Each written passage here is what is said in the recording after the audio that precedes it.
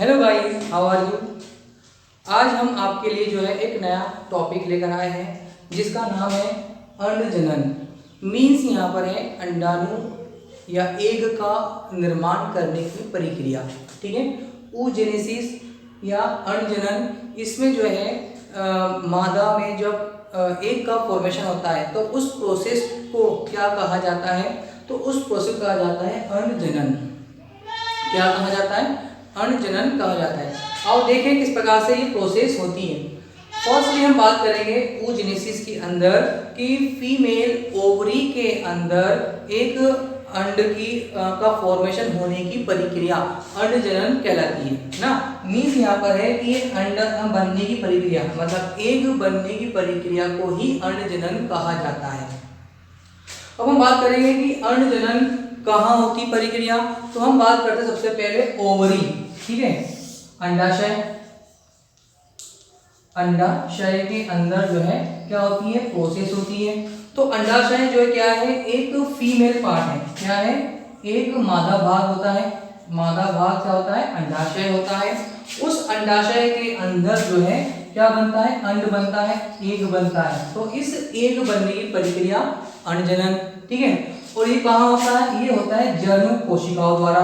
Germ कोशिका। ठीक है, आपको बता चुका हूँ प्रीवियस लेक्चर के माध्यम से, दो प्रकार की कोशिकाएं होती है। एक होती है आपकी जर्म कोशिका, दूसरी होती है सोमेटिक कोशिका। ठीक है, तो हमको मालूम पड़ चुका है कि जो अंडजनन है मतलब अंड का निर्माण करने की प्रक्रिया को ही हम अंडजनन कहा जाता है। तो इसमें ये जो है 3 स्टेप में होती है और ये जो है बहुत ज़्यादा लंबी प्रोसेस होती है। मतलब जो है शुक्राणु जनन से भी ज़्यादा लंबी प्रोसेस जो है होती है वो होती है अंडजनन प्रोसेस होती है। देखते हैं, सबसे पहले हम बात करते हैं यहाँ पर oogoonium। ठीक है, अंडाणुजन। ठीक है, मतलब एक कोशिका को क्या कहा जाता है? oogoonium कहा जाता है। क्या कहा जाता है? oogoonium। मतलब ये क्या होती है? मात्र कोशिका होती है, मतलब एक फीमेल बड़ी कोशिका होती है। इसी से ये कहाँ पाई जाती है? ये पाई जाती है जर्म कोशिका होती है। ठीक है, कहाँ पाई जाएगी? ये ओवरी के अंदर, अंडाशय के अंदर पाया जाता है। ठीक है, तो ये जर्म कोशिका में मतलब मदर कोशिका का निर्माण होता है।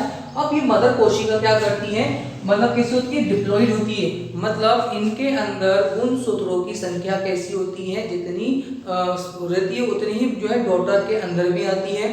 मीन्स यहाँ पर है कि आपका जो पहला अवस्था होती है वो होती है गुणन अवस्था। कौन सी अवस्था होती है? गुणन।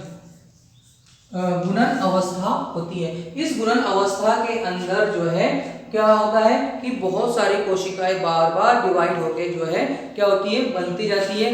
कम से कम जो है बच्चे के जन्म से लेकर उसके यौवन अवस्था तक जो है फीमेल के अंदर कम से कम जो है 20 लाख जो है oogoonium का फॉर्मेशन होता है। ठीक है, और धीरे धीरे क्या होता है वो मतलब जो है वो डिजेनरेट होती जाती है। तो फिर 40,000 कोशिकाएं बचती हैं। उन 40,000 कोशिकाओं के बाद में जो है केवल जो है 400 ही अंड उत्सर्ग किए जाते हैं। मतलब जो है कम से कम जीवन काल में कम से कम जो है लगभग जो है 400 अंडे वो उत्पन्न कर सकती है। इसके बाद हम बात करते हैं यहाँ पर प्राथमिक oocyte। ठीक है, तो ये डिप्लॉइड मतलब क्या करा यहाँ पर मल्टीप्लिकेशन होते गया, फेज होते गया है। तो ये वृद्धि करते गई है और वृद्धि करने के बाद में जो है अगली अवस्था होती है आपकी ग्रोथ फेज। इसमें बनता है क्या? प्राथमिक oocyte। प्राथमिक oocyte जो है कोई भी कोशिका से बन जाता है। ठीक है, तो इसमें जो है अब यहाँ पर क्या है, जिसमें मतलब शुक्राणु जनन के अंदर क्या हो रहा था कि बहुत सारे कोशिकाएं भी बनती जा रही थी, स्पर्मेटोसाइट भी बहुत सारे बनते जा रहे थे। लेकिन इनके अंदर जो है इनमें से सिर्फ एक ही प्राथमिक oocyte का निर्माण कर पाएगा। ठीक है, तो प्राथमिक oocyte जब बनता है तो उसके अंदर होता है कौन सा विभाजन होता है? अर्धसूत्री विभाजन। मतलब पहला जो विभाजन हुआ था वो कौन सा हुआ था? समसूत्री विभाजन हुआ था। तो जितने भी जो हमारे मल्टीप्लिकेशन फेज में थे सबके अंदर समसूत्री विभाजन हुआ करता है। ठीक है, लेकिन जैसे ही प्राथमिक oocyte बनता है उसके अंदर जो है कौन सा? अर्धसूत्री विभाजन। कौन सा? अर्धसूत्री विभाजन होता है। अब अर्धसूत्री विभाजन होता है तो उससे क्या होता है कि दो जो हमारी जो प्राथमिक ऊतक होती है वो डिवाइड होकर क्या करती है, दो कोशिकाओं का निर्माण करती है। तो वो दो कोशिकाएं जो होती हैं वो कौन सी होती है, वो होती है जो है मतलब प्राथमिक ऊतक जो है द्वितीय ऊतक का निर्माण करेगा, और एक प्रथम ध्रुवीय मतलब polar body, first polar body का निर्माण करेगा। लेकिन जो फर्स्ट पोलर बॉडी जो है आगे नहीं डिवाइड होती है, आगे इनका डिवीजन नहीं होता है, उनका विभाजन नहीं होता है, केवल द्वितीय ऊतक जो है आगे चलकर जो है क्या होती है, ग्रोथ करती है, बढ़ती है, ठीक है, और ऊतक का निर्माण करती है। यहाँ पर ऊतक का निर्माण करती है, मीन्स यहाँ पर जो है गुणसूत्रों की संख्या क्या हो रही है, आधी हो जा रही है। मीन्स यहाँ पर जो है 46 जो है क्या होंगे, गुणसूत्र होंगे। तो धीरे धीरे क्या होंगे, वहां पर जब भी अर्धसूत्री विभाजन होता है तो वहां पर जो है गुणसूत्रों की संख्या आधी रह जाती है। तो इस मामले में जो है तो इसमें भी क्या होंगे, दो अर्धसूत्री विभाजन होंगे, फर्स्ट और सेकंड होगा। उससे क्या बनेगा, ऊतक बनेगा, और ऊतक डेवलप होकर जो है क्या बनाएगा, अंड का निर्माण करेगा, एग का निर्माण करेगा। जो एग रहेगा उसके अंदर जो है गुणसूत्र संख्या कितनी रहेगी, 23।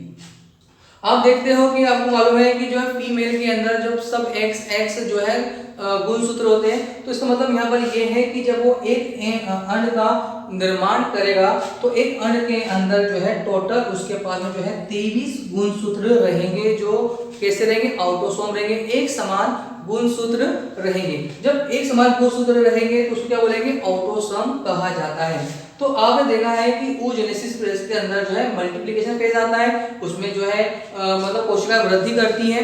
फिर उसके बाद में आता है ग्रोथ फेज आता है कि एक कोशिका जो है इसमें ग्रोथ करती है, ग्रोथ करने के बाद में जो है क्या करती है, प्राथमिक ऊतक का निर्माण करती है, फिर सेकंड ऊतक का निर्माण करती है, उसके बाद आगे चल के जो है एग का निर्माण करती है।